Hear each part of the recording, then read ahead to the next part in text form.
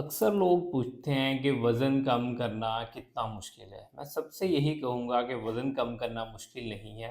वज़न कम करने के लिए वो सोच लेके आना मुश्किल है, उन आदत को ख़त्म करना मुश्किल है, जो आपको मोटापे की तरफ लेके आई हैं। वज़न कम करने के 3 आसान और बुनियादी असूल हैं। पहले असूल की अगर मैं आपके साथ बात करूँ वो ये है, वो है कैलोरी डेफ़िसिट। यानी आपका पेट एक बैंक है।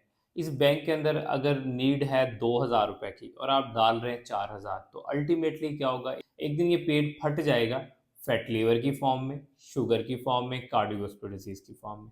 और अगर इसकी नीड 2000 थी और आप इसको 1500 देना शुरू कर देंगे, तो आपका वजन कम होना शुरू हो जाएगा। यानी पहला रूल है कैलोरीज डेफिसिट।